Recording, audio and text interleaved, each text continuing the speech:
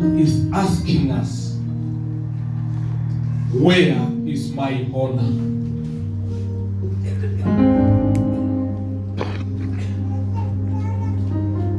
When you invite a friend into your house, what will you give that friend of yours? Ukiniita kama mchungaji wako nikuje kwako nyumbani, utanipikia uji? Utanipatia ugali ambayo ilibaki jana na mboga ile ilibaki jana ukasanya na kunipea? Ama kuna mtu nilimwambia siku ingine nakuja kwako, akaniambia mchungaji, sitakuwa, wacha nitakwambia siku ambayo nitakuwa nikwambie ukuje, kwa sababu niliona alikuwa tu, niliona atakuwa, lakini kwa sababu hakutaka nifike kwake kama hayuko tayari kunipokea. Unanipata? Yes. But I am not coming there nikuje uniandalie kuku ambaye hata wewe ukulangi.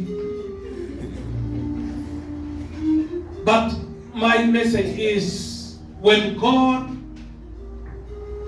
anakutembelea, how much do you receive him?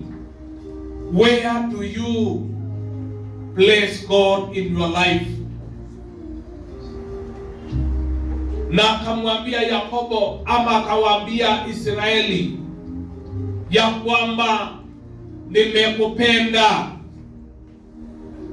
nimekupenda na heshima yangu iko wapi? Anasema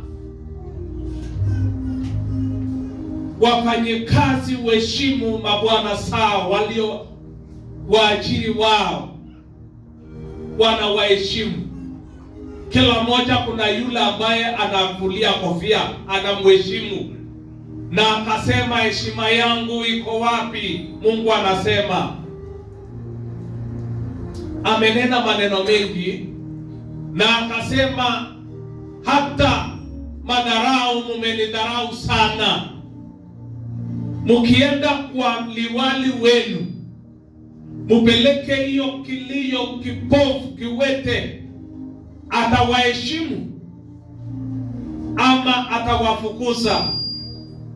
I want you to picture, nataka uangalie hiyo picha ya mgeni mkubwa ambaye umemwalika, ambaye unamheshimu, na uletee kondoo ambaye ni kiwete, hata macho ana, hata hujamtolea minyoo imekula mpaka imekonda. Kiwete naitwa nini, kupe, imekula miguu mpaka anatembea namna hii, na upelekee kiongozi umheshimishe. Ataipokea? Neno la Mungu limeuliza hivyo. Na akasema kama unatafuta vilivyo vizuri katika kundi lako na kupelekea na Mungu, je? Listen, from the story ya zile apples, zilikuwa ngapi?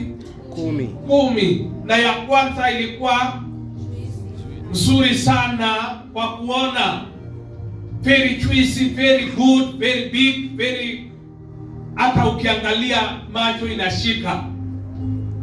Na one of the things that always attracts our attention ni ile ambayo macho inaona.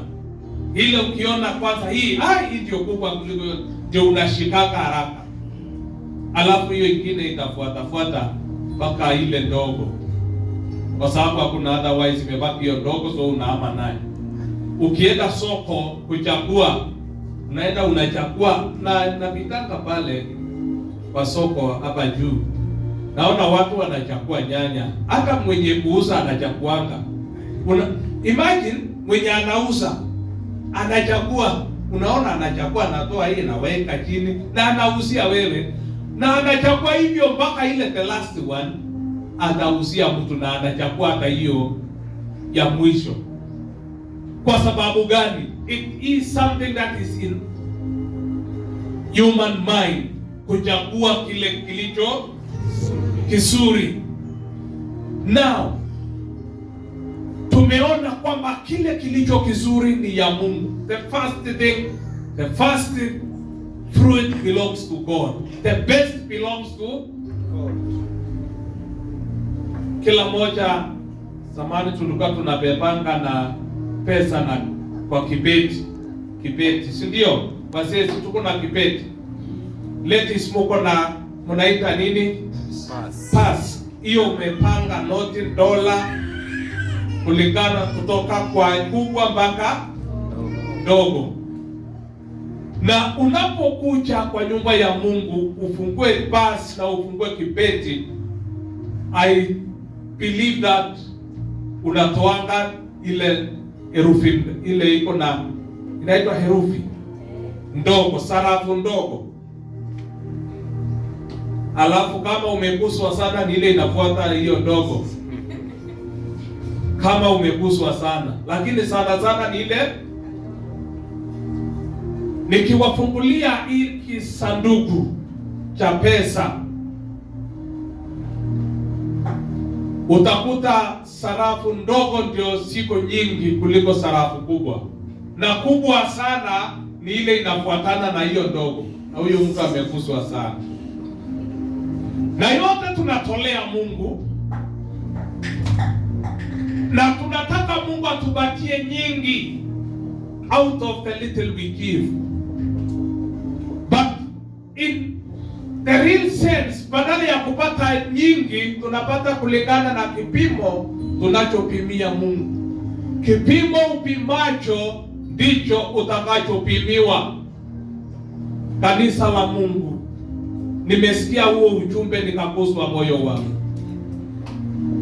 Let us stop, tuwache kumtarau Mungu kwa njia tunayoabudu. Bwana asifiwe. Bwana atusaidie. Let us be partakers of the things of God in a very generous way. Kama ni kutolea Mungu, tutolee yaliyo bora. Kama ni kibeti, fungua kibeti, toa ile ambayo ni the best.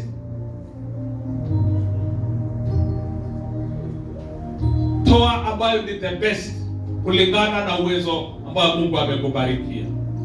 Mungu ni mwaminifu, anasimama na neno lake.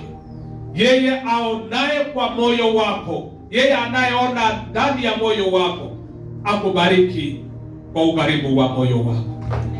Bwana Yesu asifiwe. Let us surrender.